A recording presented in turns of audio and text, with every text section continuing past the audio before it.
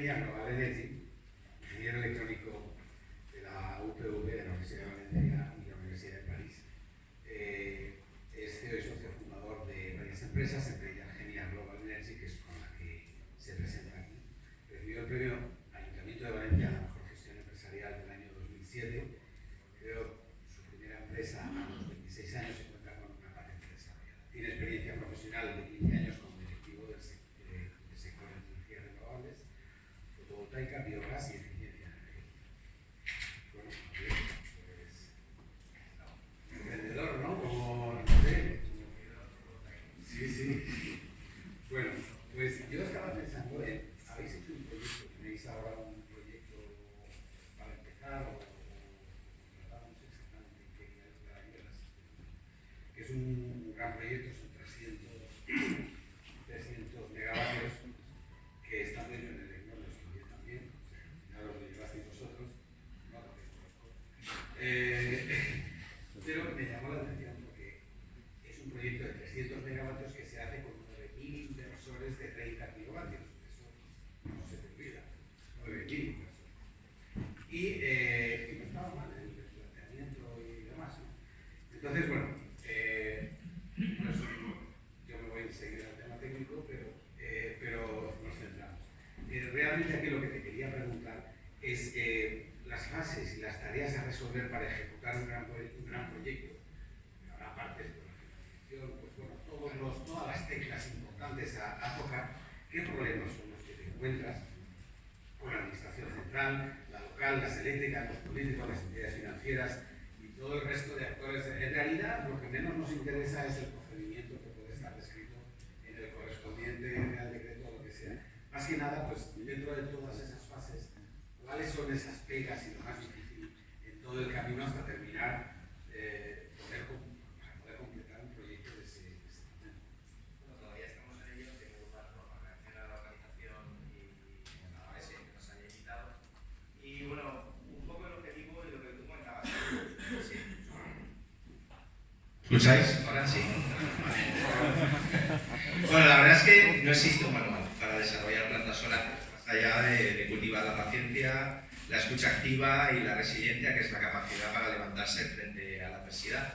¿Vale? Pero sí que es verdad que siendo promotores de tanto del proyecto Atalaya Solar, ahora otro proyecto en Ayora y otra serie de proyectos en distribución, hemos aprendido muchas cosas y tenemos una visión especial de cómo tiene que ser el mercado, cómo tiene que ir evolucionando este mercado. Yo creo que todos los oyentes que hay tienen un nivel muy elevado, ¿vale? Yo no voy a explicarle a nadie que es una licenciadora, es una teoría administrativa, pero sí que creo que con esta nueva fotovoltaica hay una serie de principios contextuales que tenemos que entender para estos desarrollos que estamos acometiendo y que estamos creando, porque en realidad estamos creando un sector, ¿vale? Entonces, cuando desarrollamos proyectos desde Genia Global Energy, primero entendemos en qué contexto estamos desarrollando y luego, por otro lado, hay una serie de principios que los hemos establecido en 3 bloques, que son como los diferentes caminos, un poco la película Matrix, que tienes la pastilla azul y la roja y dependiendo cómo vayas, hoy en distribución o en transporte, pues tu desarrollo administrativo tendrá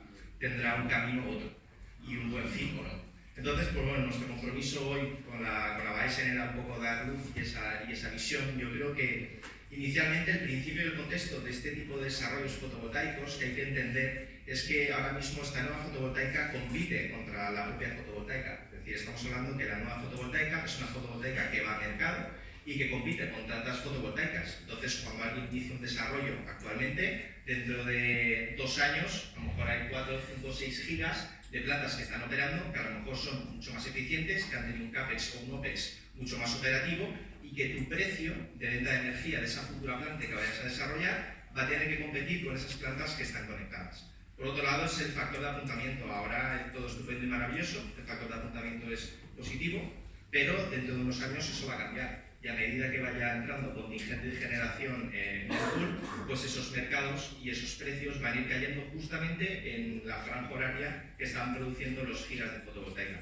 Luego esta nueva fotovoltaica, estos nuevos desarrollos que estamos acometiendo, ¿vale? Compiten contra ellos mismos. Antes no pasaba, antes competíamos contra otras energías y teníamos un feed-in time.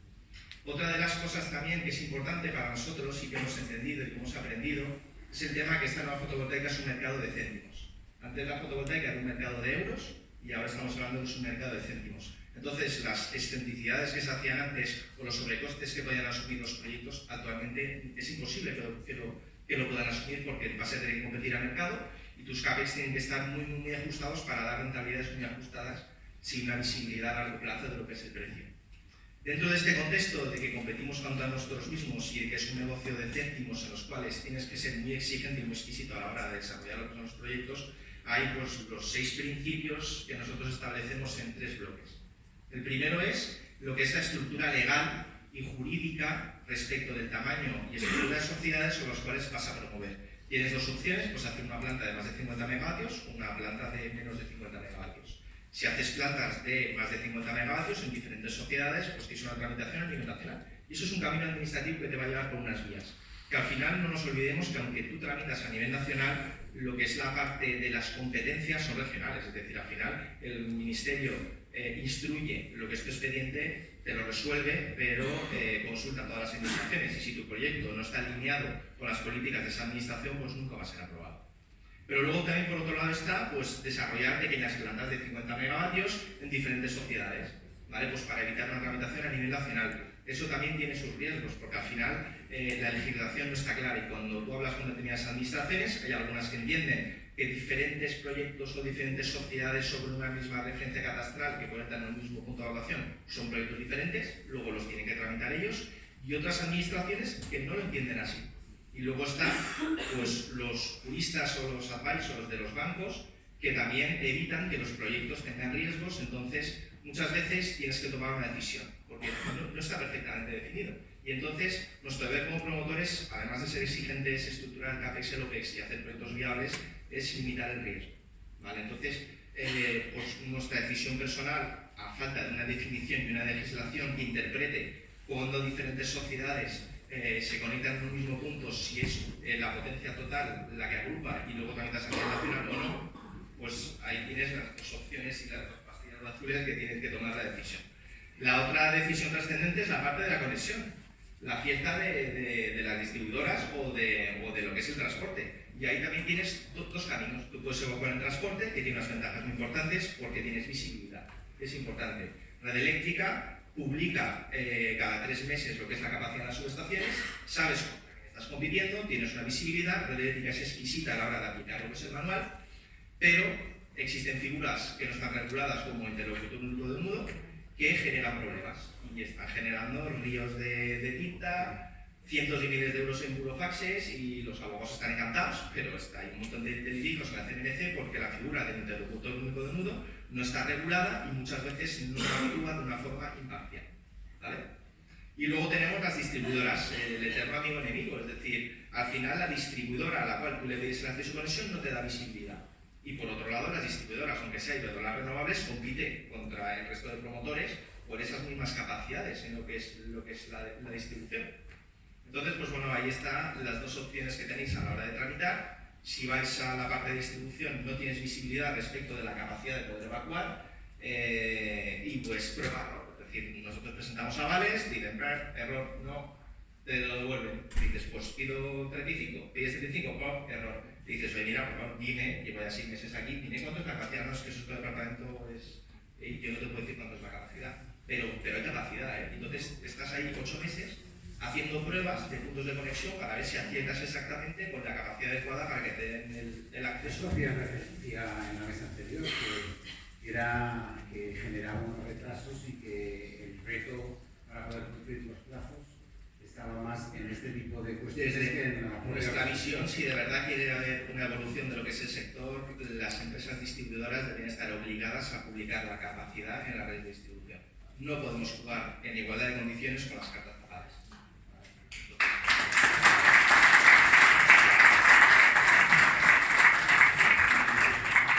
Perdona, ¿me puedes repetir el nombre de ese personaje, el personaje ese que es el interlocutor único de nudo? Y el interlocutor único de nudo. Es al final la cuestión de... Sí, pero que está bien, es decir, ¿quién lleva a cabo? Es como el senador de los hospitales. Sí, bueno, tiene que buscar una solución coordinada, poner de acuerdo a todos los promotores. El problema es que cuando esa persona o esa sociedad o empresa, una persona final, pertenece a una empresa que también está compitiendo por la misma capacidad, pues se genera un conflicto de interés, ¿vale? Y entonces... Está claro que si el terreno de juego no es público, pues oye, pues vale. Si no es público, yo entiendo que la red debería ser algo público, pero es un tema personal. Normalmente cuando dices esto te suelen llamar comunista, pero yo creo que no se puede organizar un mercado libre si no tienes un terreno de juego que sea igual. Sin cartas marcadas y con la visibilidad para todos. Pero llegados a ese punto, vale, es privado, pero que sea público. O sea, lo que no puedes hacer es negociar con la información. Entonces eso sí que no me parece justo. Eso es. Entonces, bueno, Red Eléctrica actúa de una forma exquisita, aplica el manual. Lo que pasa es que el problema es que cuando alguien trabaja de una forma exquisita, pues muchas veces hay otros terceros que pueden abusar de esa exquisitez de lo que es el manual y entonces, pues bueno, se producen conflictos en muchísimos nudos que está impidiendo que se desarrollen muchísimos proyectos fotovoltaicos que podrían ser viables. Está en vías de regulación, pero si dentro de vuestro camino de desarrollo de proyectos optáis por vía transporte, la problemática que tenéis es topar con una figura de interlocutor único de nudo que no está ejerciendo sus funciones de una forma totalmente independiente. Pues ¿qué ha dicho? Y luego está la tercera parte, que es la parte del modelo de financiación. Es decir, tenemos lo que es la parte del modelo societario y el tipo de tramitación por el tamaño de la planta, la parte de conexión y luego la parte de estructuración financiera. No es lo mismo un proyecto que tenga una estructura financiera de un project finance.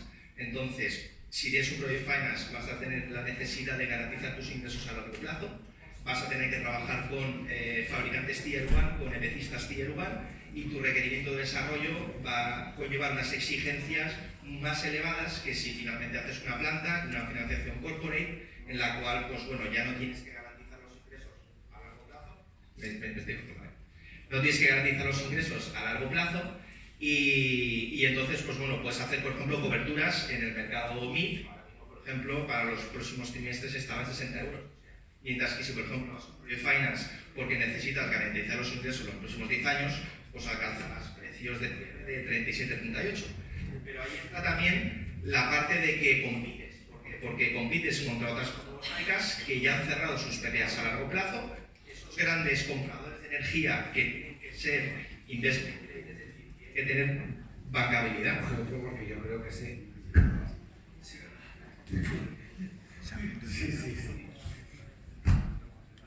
Hola, sí.